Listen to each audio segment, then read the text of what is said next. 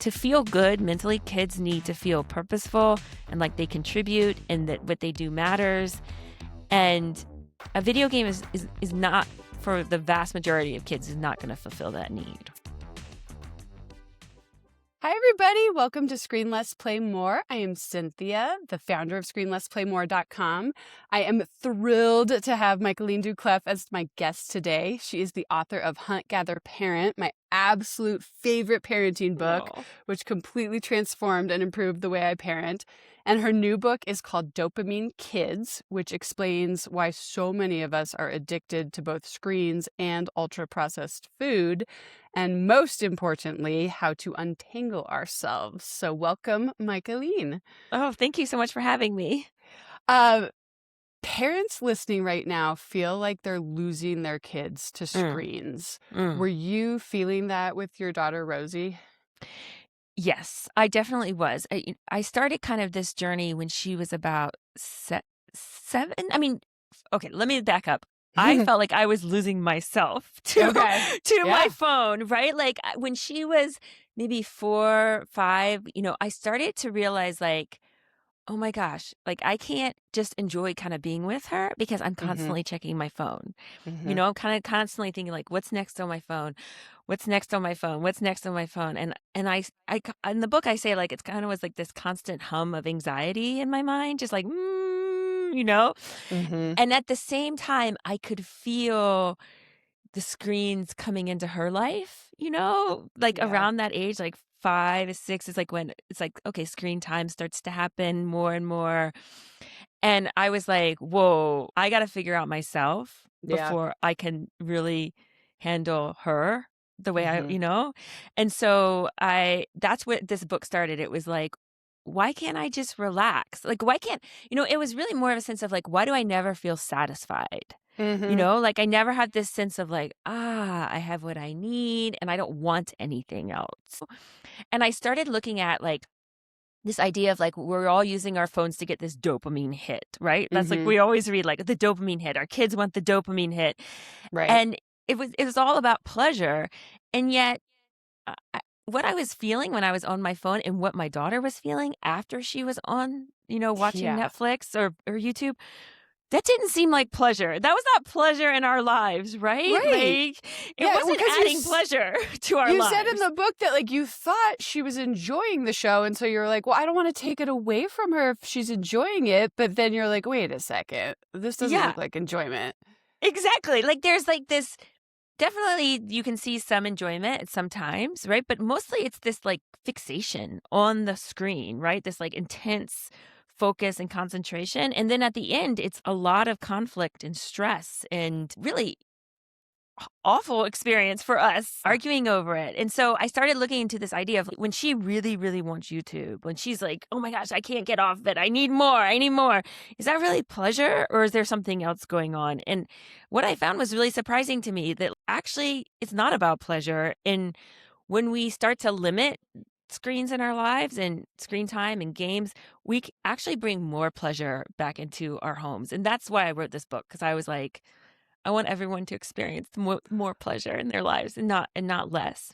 And it's so, so helpful because I feel like a lot of experts are like, oh, get rid of screens. And they kind of want people to go cold turkey. Yes. And I don't know if some of them aren't parents or what the deal is, but I'm thinking, you just can't do that. You don't understand how crazy these kids get. Like the entire reason I started this podcast is because I was noticing how insane my son acted when I took away the iPad or the TV. And I was like, there is something to this. I need to figure this out. Yes. And so like what I really appreciate is that your book actually tells us how to do it. Like there's actual steps.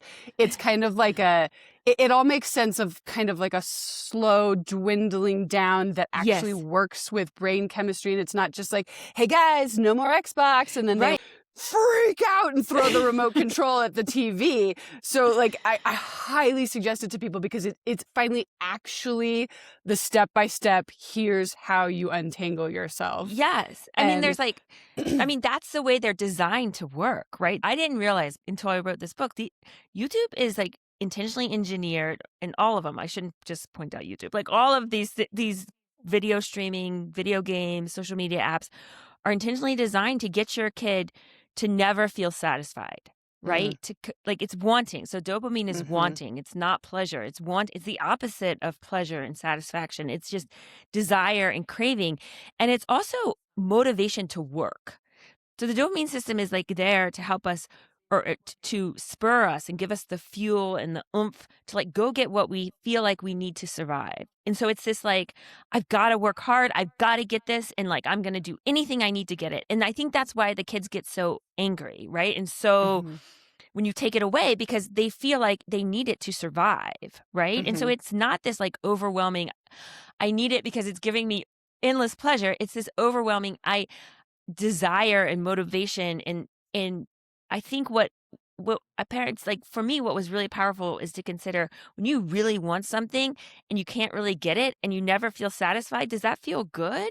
No, Right, it feels right. terrible, right? Like wanting can feel really bad. And I think as a parent understanding, oh, when my daughter really wants like Netflix or YouTube, like that's not a good feeling for her. What it's telling her, like, you deserve an activity that you feel good afterwards, Yeah. that leaves you feeling good. So I think that's like one thing to like keep in mind. The other thing is you're absolutely correct in the sense that you cannot just take these things away and say, go Mm-hmm, play in your room by yourself. mm-hmm, mm-hmm. You know, and just like you say, cold turkey is never going to work. And Yeah. the last 20 years of behavioral psychology and neuroscience tells us this does not work, right? Mm-hmm. And you're just going to set yourself up for struggle and kids are going to get angry and you're going to just end up back where you started, Yeah. right? And what behavioral psychology tells us is take all that motivation, all that desire to work and do something and redirect it into something that's actually going to help the kid feel good and give them some skills in life and give them some hobbies that leave them relaxed and feeling proud and happy afterwards, Yeah. right? Like that's what I want for every kid in America is like hobbies that leave them feeling good afterwards and not just Yeah. wanting more. Well, to back up a tiny bit, like how is the dopamine loop supposed to work in our lives? And then how has it been hijacked Yeah. by screens and ultra processed food? Like what's Yeah. going on now with us? Yes. So the dopamine system is this like super powerful part of our brain, like lower part. So very primitive, very ancient, like all animals have it. And like I said, it's there to make us go after, work really hard, go crazy over the things we think we need to survive. So food, water, eventually sex. And then for human beings, it's also like social support. You know, that Hmm. is critical to our survival. It's exploration and learning. So, exploring your environment and adventure and taking risks. These are fundamental needs for people. And what it's supposed to do is it's supposed to know in your environment where you can fulfill these needs and trigger the desire to go get them and make you Okay. work hard. A lot of scientists will say it's willingness to work. It's like, oh, there's like, I can fulfill my need for adventure. Okay, I'm going to go get it and I'm going to work hard and I'm going to like Okay. persist. I'm not going to give up easily. That's why kids are Hmm. so crazy about it.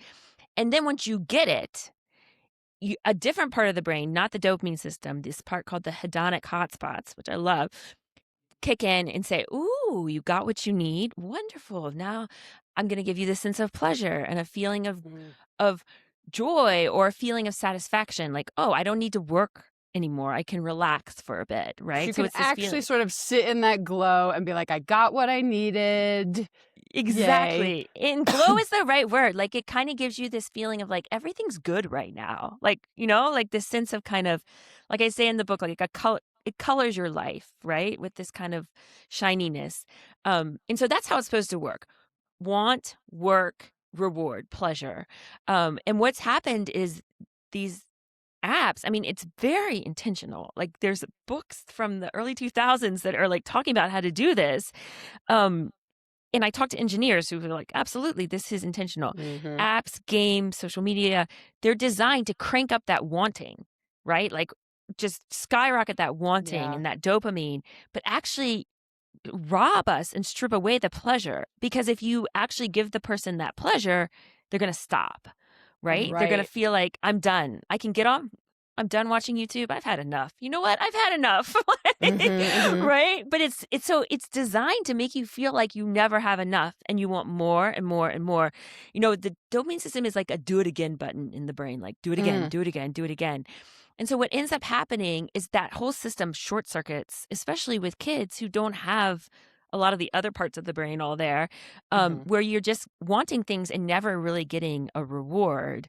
And if that's the main focus of your life, you can see how a lot of us feel bad because we're chasing after this thing that's never really giving us a lot of pleasure. So it is really kind of a hijacking and ex- exploiting this architecture Yeah, of it's just of our brain. terrible. Like you said in the book, you couldn't even enjoy a day at the beach with your daughter. You just had this sort of gray feeling because if we're all Yeah. using all these things all the time and we never get that pleasure, it's just that want, Yes. want, want, want, want. Yes. It's pretty Yes. terrible.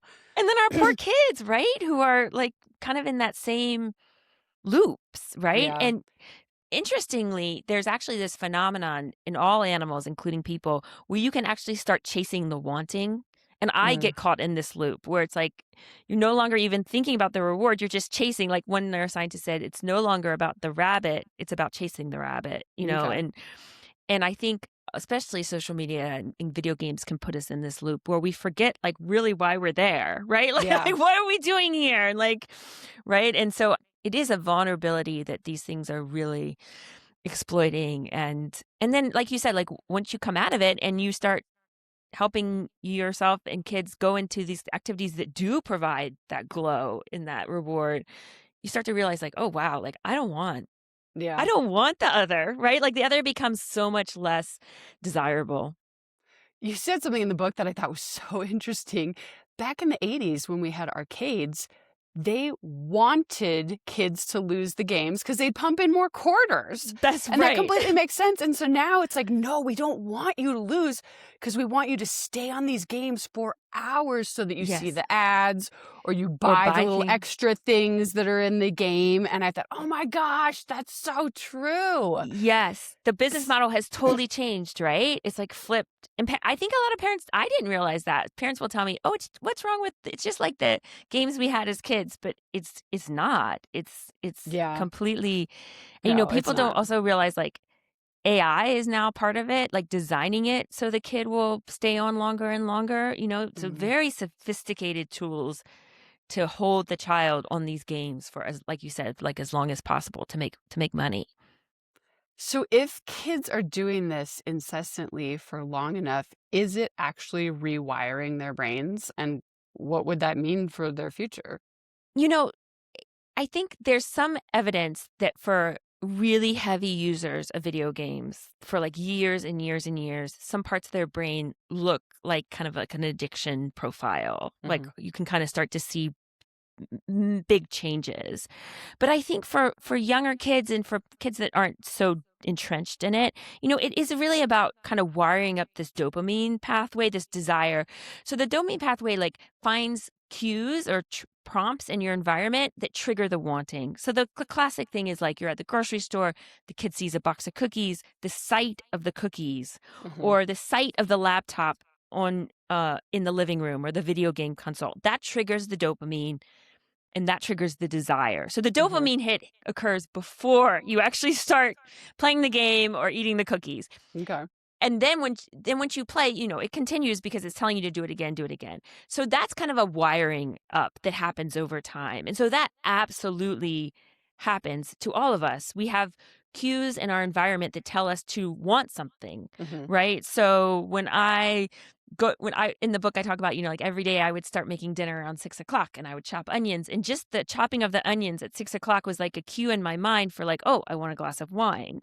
And so that's kind of I call it like a neurological pathway of wanting. And that's what drives us to do the things we do, to like, oh, I want to do this now. Oh, I want to do that now, right?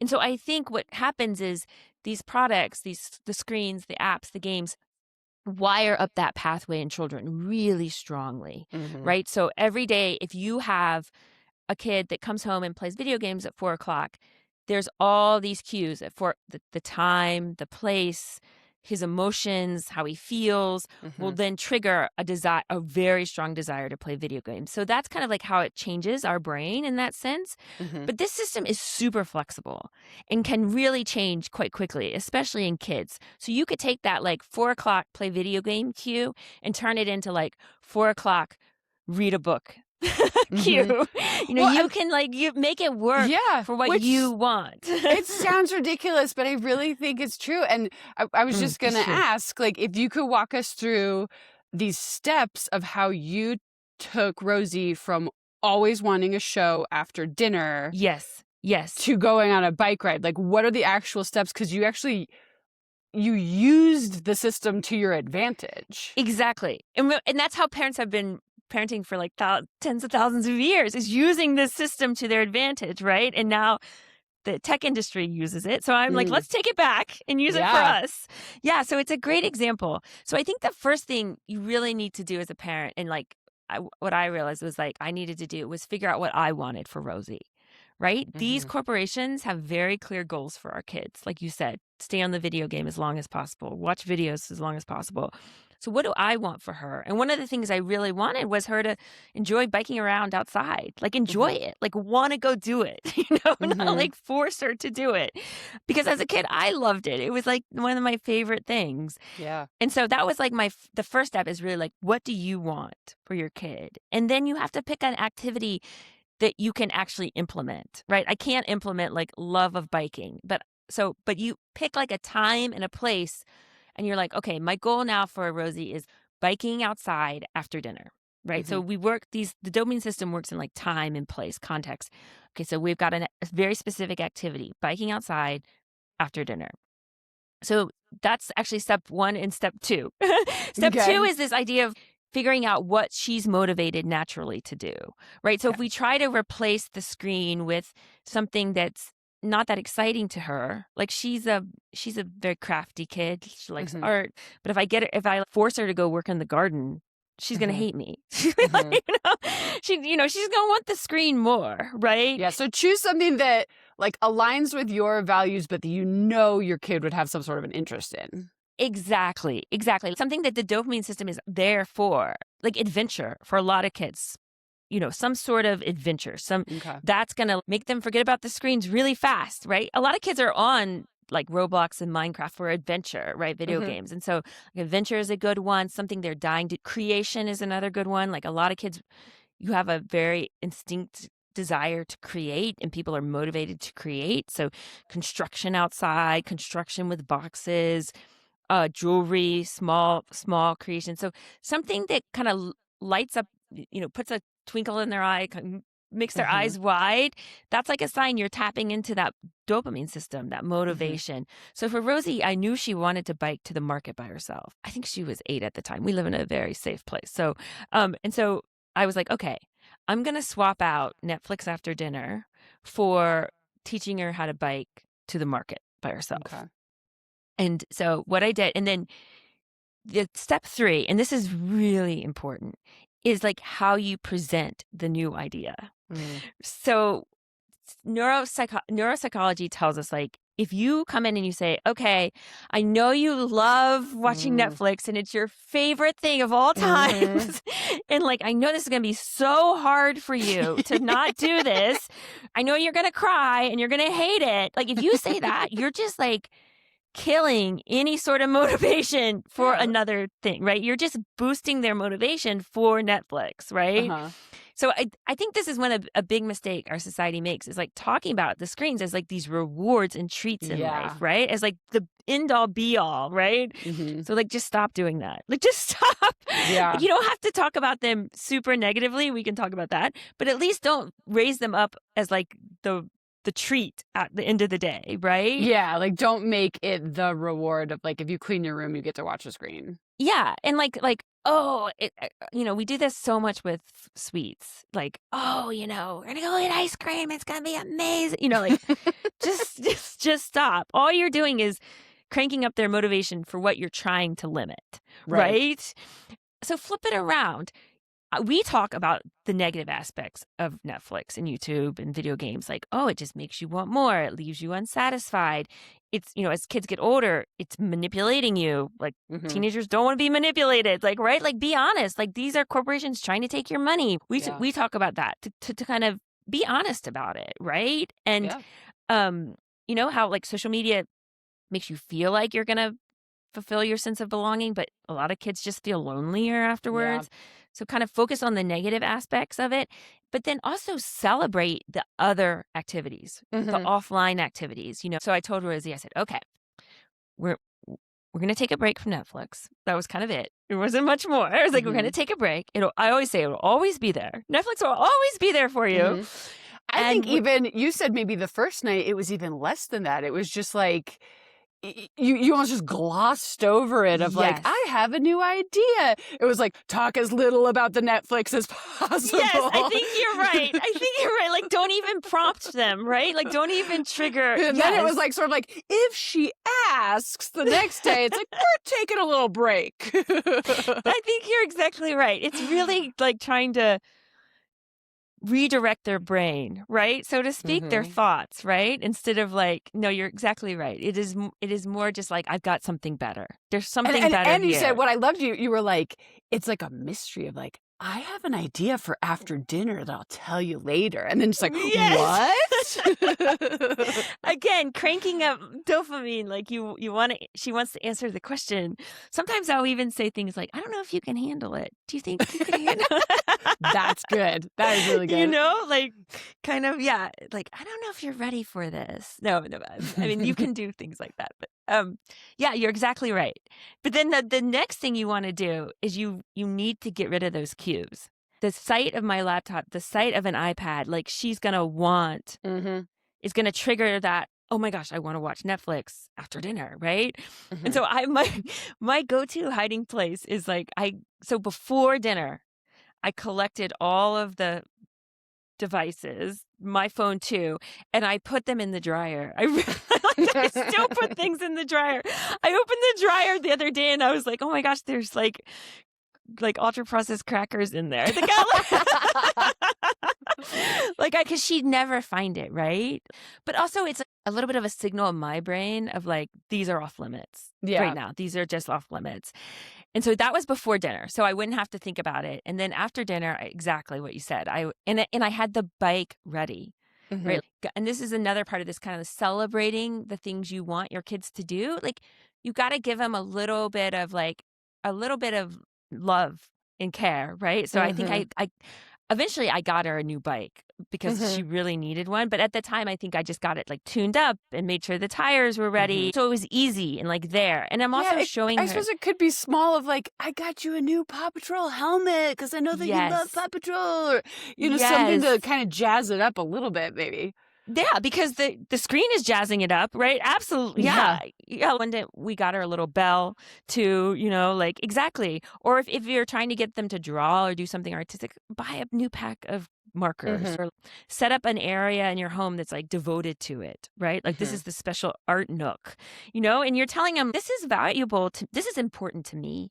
And Yeah. I care about this and I want you to do this every day. This is a new habit, right? Mhm. So I had the bike already and then I moved her out. So after dinner, I said, yeah, I've got this new thing. Are you ready? And then I was like, I know what you've been dying to do. I'm Mhm. finally going to teach you how to bike to the market by yourself. And we walked Mhm. outside. And so we got out of the whole space where she watched, all Yeah. those cues pulling her to it.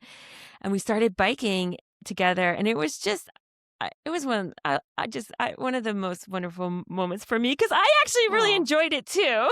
Uh-huh.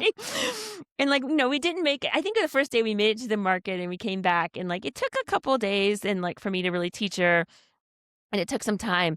But like she quickly forgot about Netflix after dinner. And it Yeah. was just never an option again. There was never Mhm. this Mhm. option. It was just this is a new normal, right? A new Yeah. default. And that's the step 4, which is like, you do have to set up some type of very simple, clear rule for kids Yeah. that's like non-negotiable. I call it like the bright line rule, or that's what psychologists call it, like a very clear no screens after dinner. Mhm. That's and they're just not an option. So And that's I kind think of like once you've established the new habit and she's like, what about Netflix? Then you're yes, like, well, you know what? We actually have a rule now. And I suppose yes, you could say, just look how much fun we've been having biking. We yes. decided to have this new rule because it's just so much more fun than Netflix. Yeah, I think I said something like, yeah, we don't need it. Like, Yeah. look how much, yeah, like, look how, exactly, like how much fun you have. And, at that point, we had also started, like, started listening to audiobooks on the little speaker device, and so Hmm. there were like other options besides just biking, right? But it was like, yeah, I think it was like a couple months later, she like asked me about it. And I was like, you know what? We're a family who doesn't need screens. Hmm. We have better things in our lives Yeah. than sitting and staring at watching Netflix. Another thing I say is like, isn't it more fun to actually go out and have adventures instead of watching kids have adventures or Yeah. cartoons have Yeah. adventures? It's like way more fun and You'll like, have your own memories. yes, and your own adventures, right? In real Yeah. life instead of just watching other people have adventures, and also we focus on like how good it feels afterwards.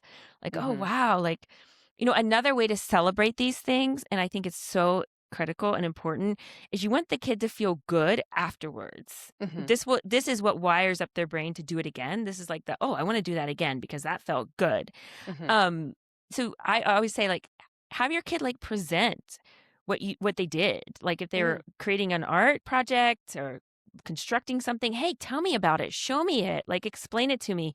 And then when she rides her bike, I ask her like, what happened, like who'd you Mm. see, like, and like and that is like their emotional payoff. Like kids love for their to tell their parents about what they Yeah. do. And like, give us a little art show. Give us a Yeah, fashion show of what you made on the sewing machine. exactly. Or explain teach me how to do it. Oh, that's a good one. Like flip it around. So some sort of like, this is important to me, and I want you to show it off in some way, right? And this gives them a sense of pride, and it connects you to them. It connects you to Hmm. their activity. And so that's like the 5 steps are: take the wheel, figure out what you want, find an activity that fits that they want too, right? Hmm. That's like the ride, their motivation. Find some motivation for them.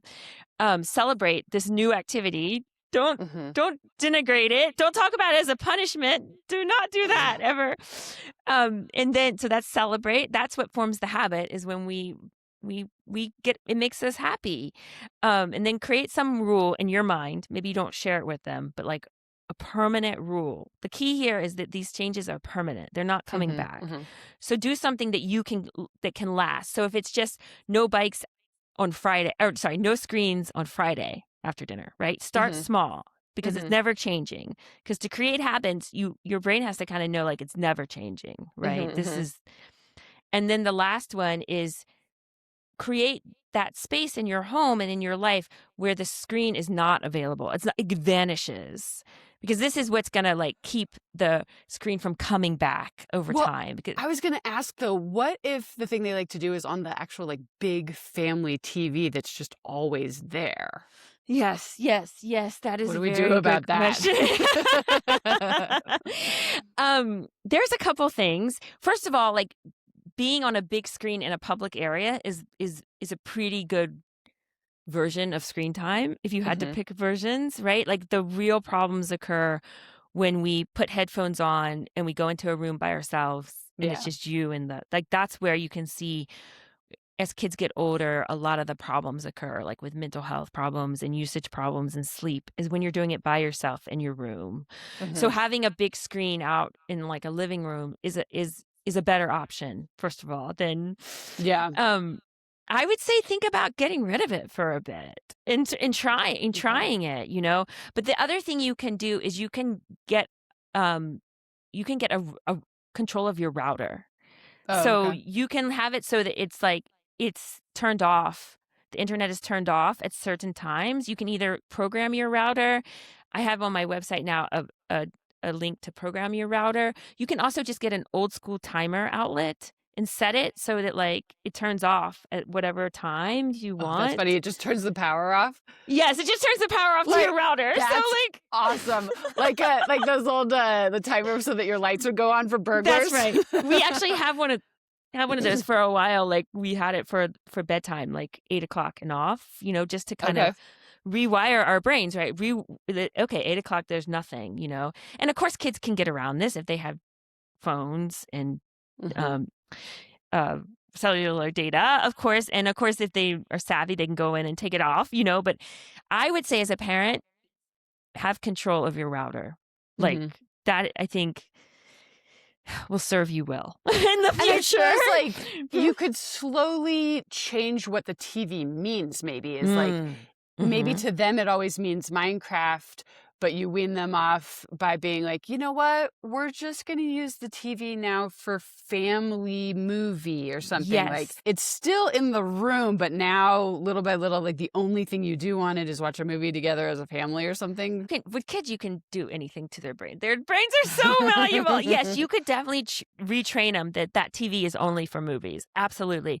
I think a couple ways to make it faster. I mean, is to maybe cover it with a sheet for a while, or Mhm. move it out for a while, right? Like Mhm. move it out for like a couple weeks or a month if you can, and like Mhm. that will kind of slowly decrease that dopamine desire, because every time they see that screen, it's gonna be trigger that like Mhm. Minecraft, Mhm. and right, so you kind of want to get rid of that, like rewire that, and then bring it back and say, okay, we're gonna watch movies on it, Mhm. right? Kind of like give there a little bit of a reset period. You could try covering it with a sheet. One of my a family friends, that's what they did for a while, just to kind of, Mhm. again, the appearance of what is in your sight is very powerful. So Mhm. I stopped drinking in our house. I only drink like at one friend's house. I don't, and but like I just didn't want it I didn't want to every day feel the need to have wine, Yeah. right? Like this kind of habit. And so I don't drink in our house. And for a long time I had wine glasses like on a wine rack. Mhm. And I thought, oh, they don't bother me. Like Yeah. I can. And then my husband got rid of them and put them downstairs one day, and I could feel it. I could feel how like I was less desiring it, just this tiny, Interesting. tiny Yeah. bit, you Just know? so subliminal in your Yes. consciousness. Yes, and it was like my brain relaxed more. It was just kind of like, oh, that's less of an option. And I suppose you could make it fun of like, guys, let's marker all over this sheet and make a fun Ooh. mural that we hang onto the I TV. I love that. That's so great. And then it's like, oh, it's our art gallery. Yes. Oh, yeah. You could put the art pictures. Like, yes, exactly. Yeah, I just love put your that. art all over your TV. And that's a really good point you bring up. Like, getting them involved in the process of this can always be good if they can handle it, right? Like Mhm. getting them, like when we were focusing on ultra processed foods, like it was, I always say, like, if you can, it can be a team effort. It's going to work Mhm. better, right? Like, Yeah. I love that idea. I mean, the other thing you can do is you can block at your router Minecraft, right? So you could Yeah. actually like make it so they cannot access Minecraft on it, but you're going to still be fighting these cues, right, for a Yeah. while. But little Yeah. kids are really flexible and they'll learn quickly. But try it and experiment. Get rid of it for a couple days or a week and see how your home calms down, and then bring it back and see what happens, or Yeah. like, see for yourself like what, how primed they are by it. Yeah. Well, and I think this is really, really important that you say you have to take what they wanted to do and replace it with something, because Yes. you can't just be like, hey guys, would you like to play a board game? They're like, no, I want Minecraft. I may or may not know this from personal experience. Board And game, what is yeah, it's like anything you suggest is going to be no, no, no. Yes. And so the thing is, like, you see all over the place, like, oh, boredom is good. And I totally have bought into that. I'm Mm-mm. like, you just need your kids to be bored. But you said something that really struck me in the book, that actually boredom really doesn't feel good. Mm, And even mm, we as adults know that, like, truly being bored, like mm. being stuck somewhere in a line and you Right. don't have a book, you don't have your phone, like, it really doesn't feel good.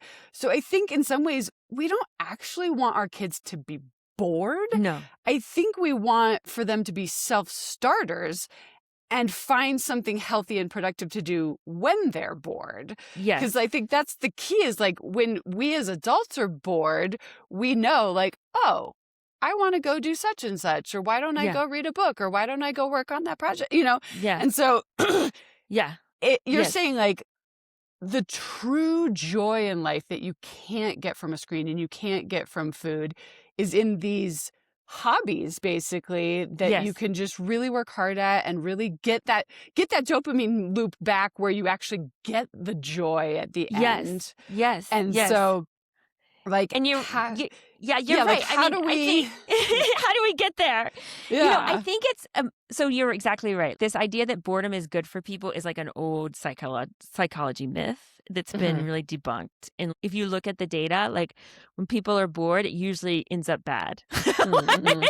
They end up Yeah. feeling bad. They like end up doing something that's not that good for them. Well, and especially like both of my children have ADHD, and so it can get really bad. Yeah. If they're just sitting there with absolutely nothing to do, they get destructive. Right, exactly. And the data show this too. Like the adults too get like self-destructive when they're too bored, Mhm. especially if they've got these pathways in their mind calling them to these other things, Mhm. right? Like, so I tried this with myself for a long time. I'd go to the park and just sit there while Rosie played and tried to be bored. Like, I thought this Mhm. was going to fix my problem. Just Mhm. meditate, Michaeleen. But I was like sitting there, like just desiring my phone. Yeah. And it's very uncomfortable when you have cravings and desires that you can't fulfill, right? So if the kid is used to playing Minecraft at 5 o'clock every day and you're just like, no, go be bored. He's not just sitting there being bored. He's sitting there like desiring Minecraft, Yeah. right? It's like a smoker. And that's a very uncomfortable feeling. And if they don't have other triggers of like, oh, when I don't have something to do, when I feel kind of bored or I feel kind of uncomfortable or I have kind of a negative feeling, that triggers the desire of like, oh, I go draw. Right? You have Mhm. to build that pathway in them first. The like, Mhm. when I'm bored, I go do this. So most kids in America, they have that when I'm bored, I go on the screen. Mhm. Right? Like that's the pathway in their brain that's the cue to desire the screen. And what I'm saying is that help them build other pathways of desires first. So, oh, I'm bored. I go on the screen, but sometimes I also color, or I Mhm. go ride Mhm. my bike or I go to my friend's house. So you want to build in these other pathways of wanting before you just rip the screen away totally, right? And, Yes. and, and that's what our parents did, right? I think it's a myth that they were like, oh, go be bored. No, they had cultivated or the neighbors' kids or the Mhm. neighborhood had cultivated these other desires, right? Kids had other options besides They didn't TV. just say go be bored. They said go outside. Yeah. And then usually that meant I've got my bike or I've got my friends or I've got my Yes. sandbox or My something that you skateboard ramp, enjoy. right? Yeah. The Or tree house, yeah. yeah. And those things took time to cultivate, right? Like, Uh-huh. like they took, like the kids helped create that, but the parents too, right? It took time. So it's like a myth that it was just go be bored. That was not what was happening. There had been this whole structure in place of stuff to do, Right. right? And that's what I think we have to bring back, like a little bit of a structure. This is not in the book, but I was reading about the landed gentry in England in like the 1700s Mhm. and how they had all this free time, but they weren't Mhm. bored. They weren't just sitting around doing nothing. They had all Mhm. these activities that they cultivated, like Yeah. hunting and card games and like, Mhm. cooking and like these hobbies that they had learned and taught, horseback riding, like Mhm. adventures, right? Like, and I think it's the same. We kind of want to create like a repertoire of stuff that our kids do, this list of things that they do when they have free time. Yeah. And it's not that much work. It really isn't. I promise you it's less work than you think. Well, Especially for little kids. They build these pathways fast. yeah, and so if you're saying if they always know, "Oh, I'm bored, I go on my mom's iPhone," or Yeah. whatever. But if we just choose a couple of things to do that slow, intentional Yes. change from this to this, or one thing you suggested that I think was really fun is like maybe introduce something that has something to do with what they like. Like if you Yes. like This is Minecraft, maybe build some stuff in the backyard out of boxes, or maybe draw a picture of your Minecraft characters, or yes. This is like a very good place to start with kids that really are passionate about whatever's on the screen. Mhm. Because what you're doing is writing that motivation, right? They're Mhm. super motivated for anything that's Minecraft, right? Like, and what I didn't realize is they want to talk about Minecraft and think about Mhm. Minecraft just as much kind of as they want to play it, right? Mhm. And so Yeah. use that to like start a new pathway of wanting. Exactly. Like you could do it before they go on or after to help kind of dismount them off, but it's kind of like, oh, I'm really interested in what you're doing on Minecraft. Like, I want to learn about it. So Mhm. maybe you could like draw a picture of it for me and then Mhm. explain it to me, or paint a picture and we could hang it on the wall.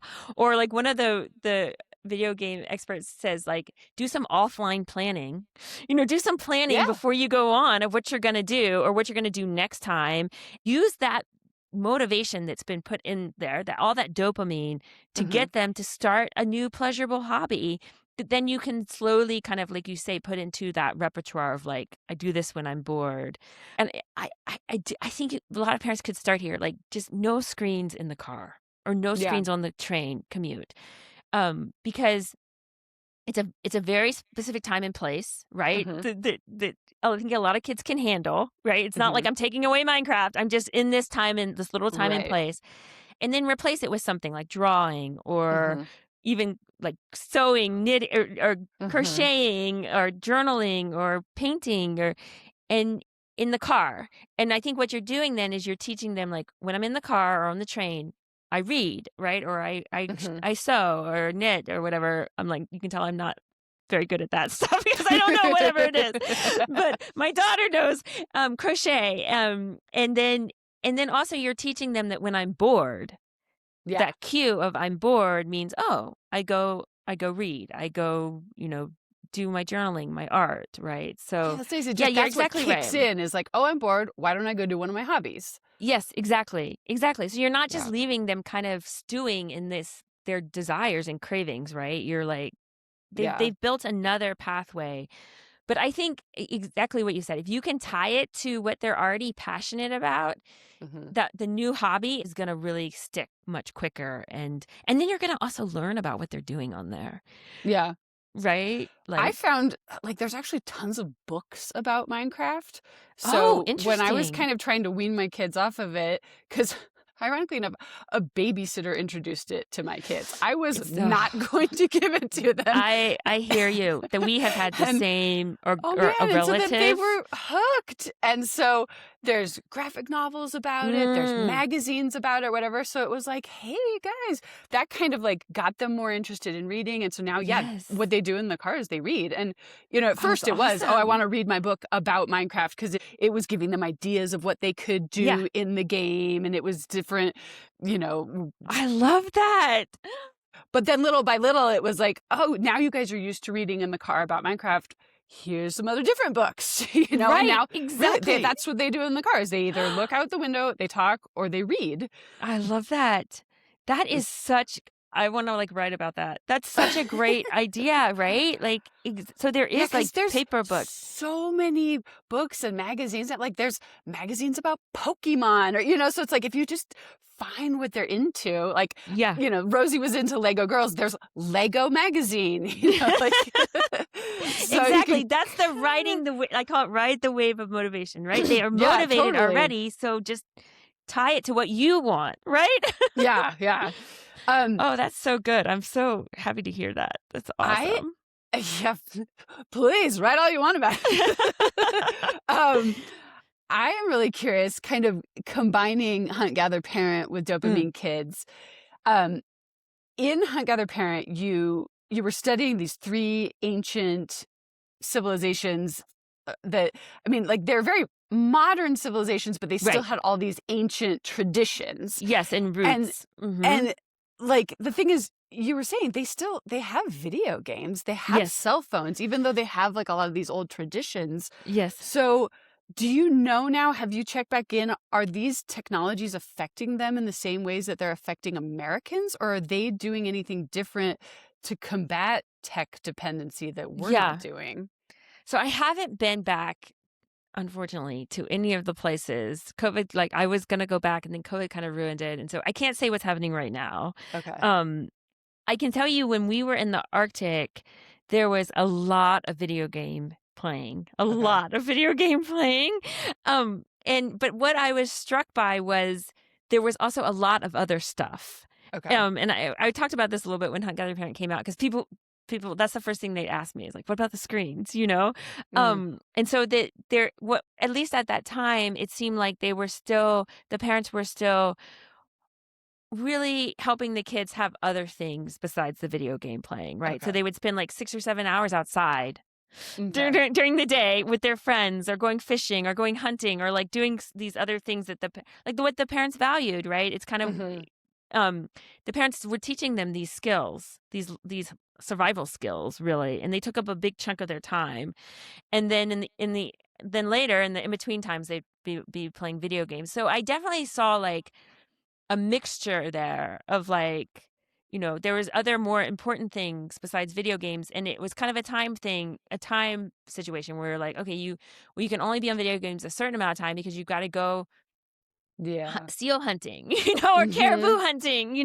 But I don't know if that's changed. So, I mean, I I think that these things are so powerful that nobody is like immune, and Yeah. it really has to be kind of an intentional effort, like you said, to make space and room for other things, Mhm. and these times and places where these things just are not an option. The bedroom is one of those places in our house. It's like, it's not an option. It just does Yeah. not come in the bedroom. This is Mhm. a place where your brain needs to sleep. Your brain needs to have all the cues pointing towards sleep. Mhm. And also, it's a place where like, you need to be calm. It's a sanctuary. You mentioned a lot in both books that like kids need to feel like they're doing something actually worthwhile and that actually helps Yes. the family. And I think, if they are Purpose. going out and hunting seals, they're like, whoa, I'm actually doing something helpful. Okay, then I have this like leisure thing. But a Yeah. lot of kids in America, like there's nothing that they do that they feel like really contributes. Yeah. So That you are exactly right. And right, and I think that's when the mental health problems arise, right? yeah. Is when you're not. It's like pushing out everything else. Like Hmm. neuroscientists will say, it narrows your life, right? Yeah. Your life becomes so narrowed down to these video games. There's nothing else, and I think that's what really is the cause of big root cause of the mental health crisis. And some data support this, where teenagers, by the time they become 14, 15, 16, they don't have meaningful, purposeful skills. Hmm. They haven't cultivated those. And if you look, that's what a lot of kids say. They feel bad because they feel like their life doesn't have purpose Yeah. and meaning. And that just can't come when you're 16. It needs Yeah. to right, you slowly over time. And some of these things that we've been talking about do give purpose to kids' lives, like learning to bike to the store, learning to bike Hmm. around your neighborhood. Hmm. Rosie takes herself to her extracurricular activities because she can That's she can so bike. cool. I Yeah, love that. exactly. And so I think you're absolutely right. It's like kids, to feel good mentally, kids need to feel purposeful and like they contribute and that what they do matters. And a video game is not, for the vast majority of kids, is not going to fulfill that need. Yeah. And so I think as a parent, we can help them find these things that bring pleasure and also fulfill that need. Creating things, learning to construct things in the backyard. Yeah. Well, one of the things that the ancient cultures seem to do really well is this fundamental need of the fun but scary, which, Yes, I scary think but like, fun. Yes, one of my favorite things. Exactly. We all yeah, need scare. We all, adults too, need something in our lives that feels a little scary, but also it's fun and yeah. I mean, I think, adventurous. like play experts would call that risky play. But so Yes, like, they would. what do you think are the ways we can kind of bring more risky play or fun but scary into kids' lives? Because you're saying that's like really a fundamental need that humans have. Yes, they needed to take risks in order to survive. Humans, and actually Hmm. most animals have to take risks to survive. So it's driven by dopamine. Like that's why dopamine makes us have risky behavior, right? Um, so I think it depends on the kid a lot. Like some kids are gonna want a big adventures, right? And Hmm. be like, and some kids are gonna be afraid pretty easily. But I think one of the things you can do is you can ask them, especially if Mm. they're, 7, 8, 9 and up, like, is there something you've been dying to do that feels a little, but I won't let you, right? Because Mm. I'm afraid, or I haven't let you because you're not old enough, and see what they say. And and then help them get there, right? If it's too Mhm. scary and you don't want it, kind of work with them to get there, right? In the book, I talk about wanting to take a train through multiple states. And the parent, I think it was like 13, and the parent was like, no, no, you're not going to do this. But like, maybe you can take a train to the town next door, Yeah. right? Or maybe we can learn to take the train into town by Mhm. yourself, or like, work with them to fulfill this like desire in them, right? Mhm. And this will really help their autonomy, but also they become purposeful. Okay, now I can take the train in town. I can go to the store. I can go meet my Yeah. friends, right? Like, another thing is just to look at kind of what they're already like their proclivities are, right? Mhm. So with Rosie, she wanted to sew. And so using a sharp needle with the sewing machine, that's scary Yeah. but fun. Yeah, Like yeah. sharp tools are like a really good place to start. Like knives, fire, Mhm. saws, construction tools, gardening shears, Yeah. eh, uh, you know, helping kids learn to get there. I'm not saying just give them to them and like go, Right. but helping them like, okay, we're going to learn to use the saw today, and I'm going to help you use the saw, and we're going to do something. Mhm. Or you can get like little tiny woodworking shops for kids that are pretty Mhm. safe, but are scary but fun, because they really Mhm. are like whittling and lathing and stuff. You could start with something like that. Mhm. um so power tools, fire is very scary Mhm. but fun, and that can Mhm. literally mean just using the stove, right? Or Okay. just using the oven or using the mixer. Yeah. Baking and cooking is adventurous for a lot of kids. So what is an adventure for kids is it can be very slim, right? Walking Mhm. across the street to the neighbor's house could be an adventure, right? Yeah. Or learning to go to Like the park by yourself. I talk about in the book also what I call roam zones, where the kid has parts of their lives, depending on the age, where they are free, right? And the parent doesn't need to be there. So it can Mhm. start off as the yard. It can move to like the block, then it can move to like a couple blocks. But every human being needs places where they feel like they're autonomous, right? And they move Yeah. around autonomously. And this is scary but fun too for kids. And they're Being not alone. constantly being bossed around by grown-ups. Exactly. And kind of being watched too, even at some level, right? Like really Mhm. feeling like you're on your own a bit. That's scary but fun. Yeah. Well, that actually brings me to the last question that I love to ask everybody is this sort of scary but fun, doing things on your own. What is one favorite memory that you have from your childhood that you would be able to share of when you were allowed to do something without any adult supervision?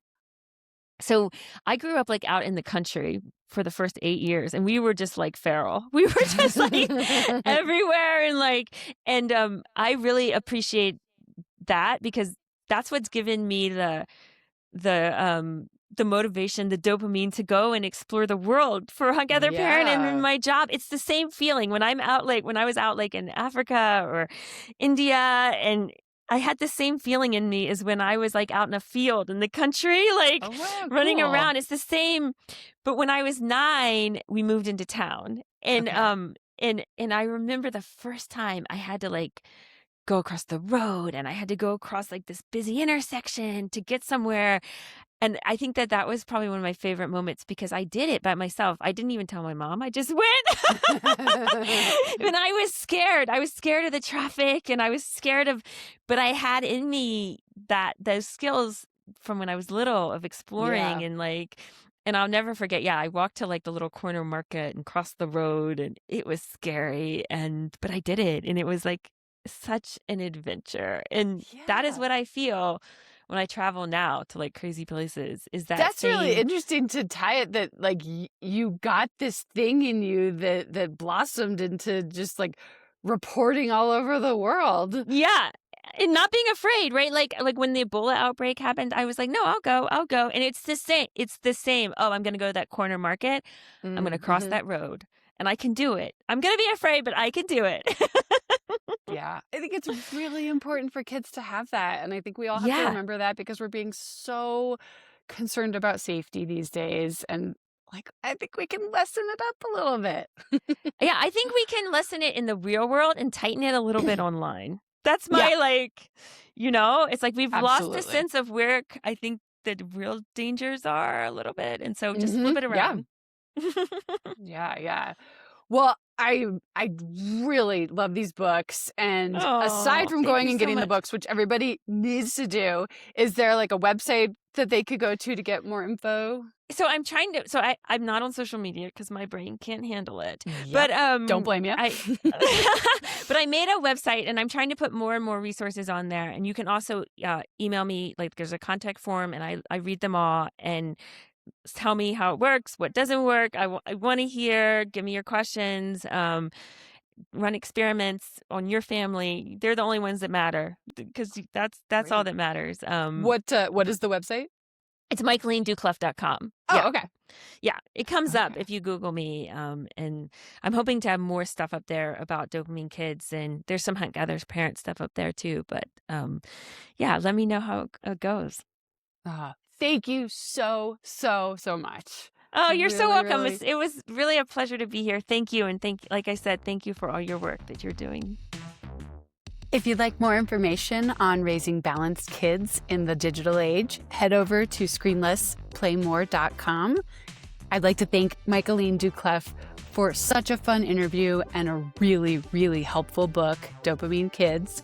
And I'd like to thank everybody for listening and Neil Penninger for composing our theme music.